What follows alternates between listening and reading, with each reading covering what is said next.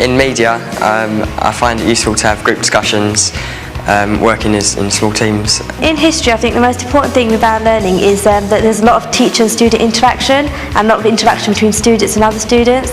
I find personally that a structured lesson does help, where maybe we do recap on the things that we've previously learned. In physics, the class discussions help me learn, and I think that the one-to-one dialogue I have with my teacher to go over the notes is also very helpful. Hi, We are Year 13 students currently studying A-level courses at Seven Kings High School. we want to share with you some of the teaching methods that help us and other students here to learn.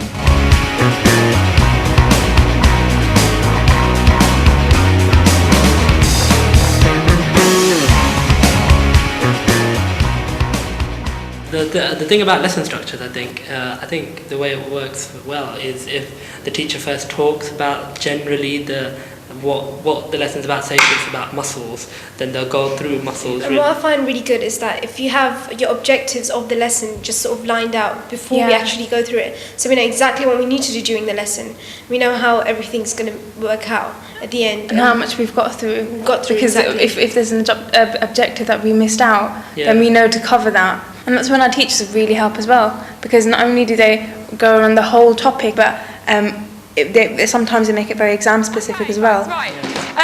We're going to do a little quick recap from yesterday, which directly links in to our assessment objective taken directly from the exam spec, okay? And you've got that in front of you on the desk. So when you're thinking about your answers, you can look at it on the desk, okay? So Nisha, you've got that there. Right, excellent.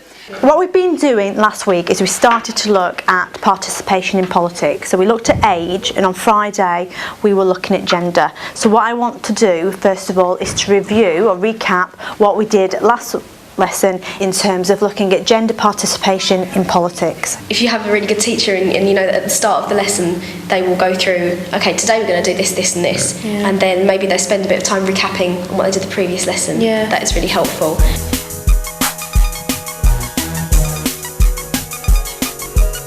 In sociology, I think it's really important to have structured lessons. So at the beginning of the lesson, we'd start with maybe a recap of last week's, the last lesson, and that can include sort of like question and answers with the students, and I find that really helps. So let us just go over together, first of all, what is the participation between men and women in politics? Emily? There's a higher percentage of men in the government than there are women.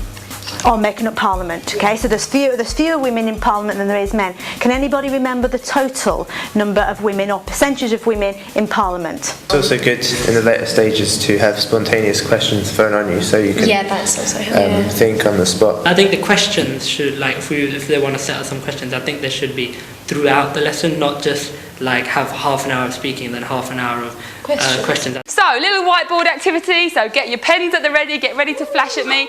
Question number one. Question number one. Name 2 jobs that she did in her life. 2 jobs that she had.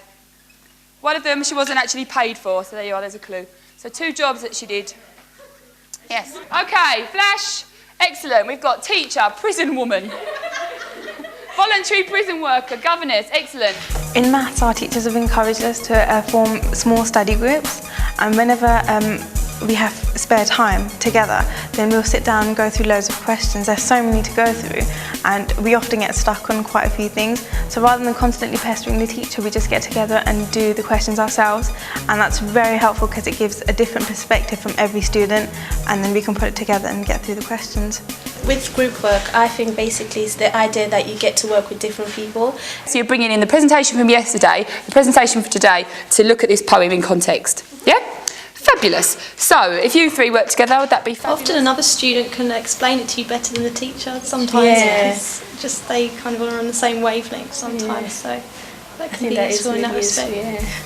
I quite like sort of having different class presentations. Leading on from that activity, we're now going to develop our understanding of social and historical context further, using the assessment objectives, which you have in front of you, by having a little presentation on the relationship between men and women in Victorian society. And I have a little preview of this presentation, and it's fantastic. So, ladies, over to you.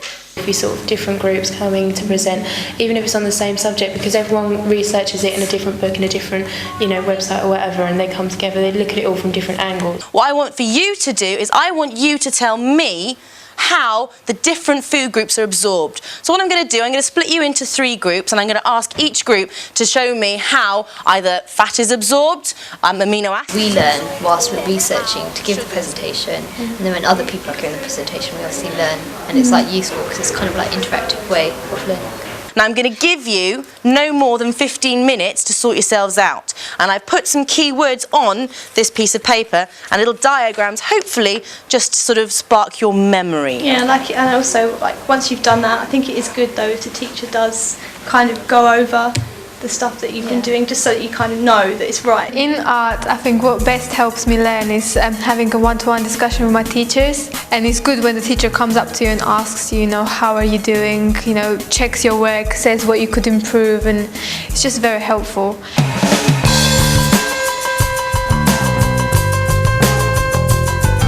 Recapping is, for me, it's almost as important as the objectives. Yeah. Okay, let's just quickly recap what we've done this lesson.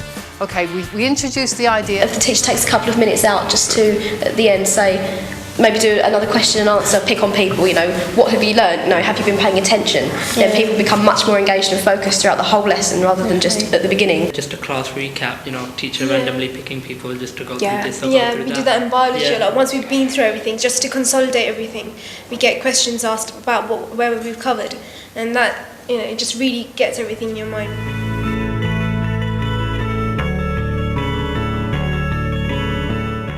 One of the things that helped me learn best is having recaps at the beginning of each lesson of what we did last lesson, because it really helps to refresh the knowledge in your head and prepare you for what you're going to learn in that day's lesson. I find that group discussions and group work are really, really helpful, as it allows everyone to it gives me the opportunity and everyone else to ask the questions so that everyone else understands them, but also to clarify any of your ideas, which is always a good thing to do. I think the best way to learn for me is having a set number of objectives within my class and knowing how long I've got to complete them. It helps me to remain on target. One of the things that helped me to learn is when we have to make presentations which you've just been you explore into. I think one of the things that helps me to learn is a summary at the end of each lesson, because it just makes it clear what we should be taking away from each lesson. So what do you think then, looking at these keywords? This has been just a quick look at what helps students at Seven Kings learn. We like being involved in our learning, interacting with both our teachers and other students. We like lessons that are clearly structured so we know what we have to do and how we have to do it. We want to enjoy learning. Our most important resources for learning are our teachers.